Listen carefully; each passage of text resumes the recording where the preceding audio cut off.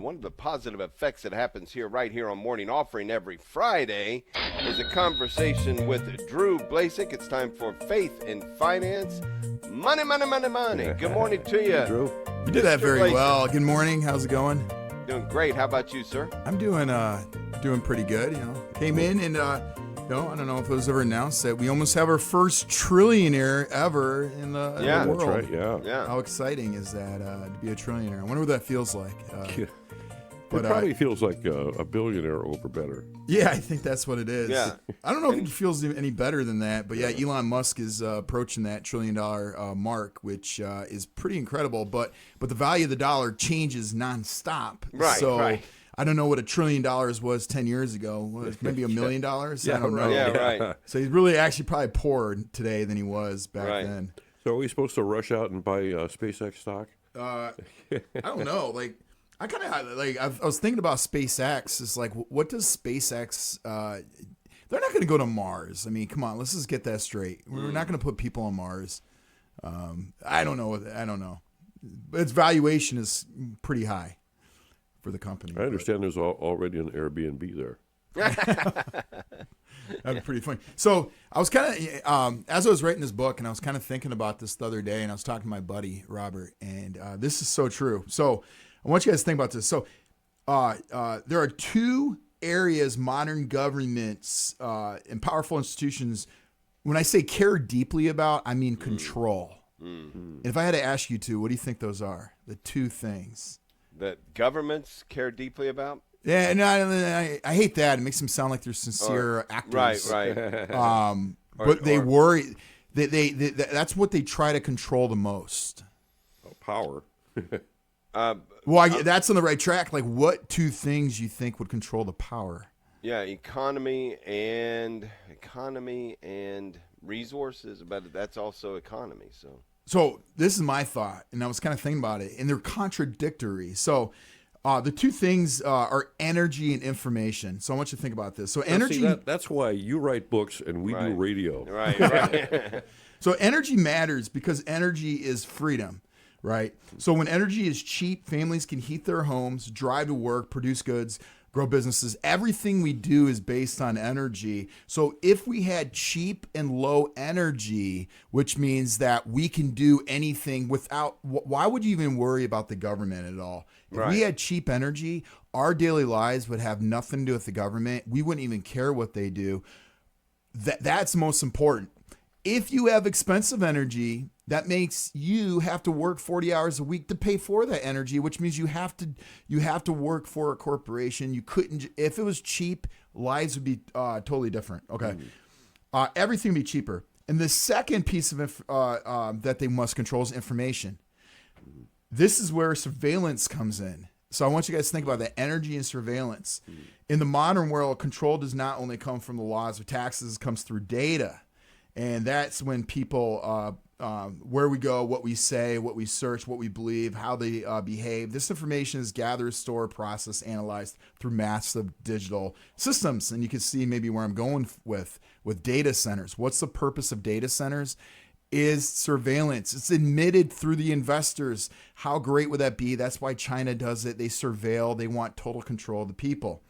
This is where the contradiction becomes very obvious. So I want you guys to think about it when we do it. For years, ordinary people were told that energy was a crisis, right? Right. I don't know. I felt like this was yesterday, that everything we do from Shark Tank to investments was all about global warming, where they said we cannot use energy, we can't have cows, we can't do anything. We have to drive less, consume less. We have to do all this stuff. Cheap. It was all about trying to get energy low. Not necessarily. It's really about taxing it, making it more expensive so we don't use energy. But if you guys notice one thing, it's out the window. These data centers are the number one thing, and no one's talking about global warming anymore. You're right. No, really think about it. Corporations and politicians are not talking about that stuff. And what they're talking about is these data centers, and that's what they're pushing towards. And they are estimated in, I believe it was 2023, 3% of all energy costs. And in, I think a year or two, they were talking about 12% of all energy is going to come from data centers. it's skyrocketing. So why is the sudden shift? And you could say the hypocrisy that the politicians don't care as much is because if energy was controlling our citizens, the data centers are more controlling people in a way. They can surveil people, which means that they need energy. Now the whole global warming or that aspect of it's not a big deal because now they can have total control in that respect. That businesses, and now it's used for a lot of other things, definitely for AI, stuff like that. But I think that contradiction is very glaring to us. And all the investors and all the, I don't know the word, you say socially, we have to be socially worried about what the environment is. And that's kind of thrown out the window. And if you guys ever heard that data center in Utah, how large it is? Oh, yeah. The facility size is 100 million square feet. Oh, my goodness. The data center space is about 100,000 square feet. Power demand is 65 megawatts. I'm not sure exactly what that means. Wow. Annual electricity, if running continuously, is about 569 megawatts per year. That's roughly 53,000 homes. That this one data center is 53,000 homes. Wow. And the concern just last year, it felt like wasn't this that we must have data centers. It was homes were using too much energy. Yeah. Right. And those two things are the most important, I think, when I'm researching, reading, writing this book for governments that they care about. Now, there's other mechanisms like monetary policy that they can control things. Now, I would argue money is the number one thing that governments and financial institutions can do that by. But it's just very glaring with that.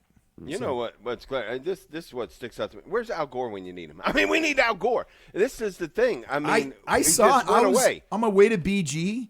Yeah. I saw him at the data center with a hammer. I mean, look, he was building the data center. That's what I'm talking about. Here's the thing. I don't get the guy invented the internet. I mean, he's a smart guy. Yeah. So what if he's gotten the dates wrong about global warming 8 times? I think the 9th time he might be right. And he invented the hammer. Yeah. So. And here's the thing regarding governments, particularly our own, Drew. Our government, our federal government, was set up to do one thing: defense. That's it. We're supposed to defend our country against all foreign invaders. That's it. And now look at everything that it has taken on and all the directions that it's gone. And quite frankly, none of them have worked out well. I would say words matter. And they changed the department from the Department of Defense to the Department of War. Oh, yeah. Right. Words matter. Yeah. But, so, I mean, people could dwell on that, think about that. And locally, that's where you can control the data centers. You must get involved locally. Yeah, we're all familiar with this. Where have you gone, Joe DiMaggio? Now it's where have you gone, Al Gore? So what if you've been wrong 9 times? We still love thee, brother. Well, Drew, we're anxiously awaiting the release of your book. Editing takes forever. Yeah, I'm sure. I didn't realize that. Certainly appreciates your insights every Friday. Hey, thank you.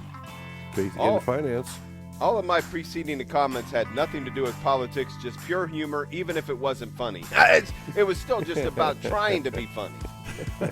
Works for me, Dave. Yeah, there you go.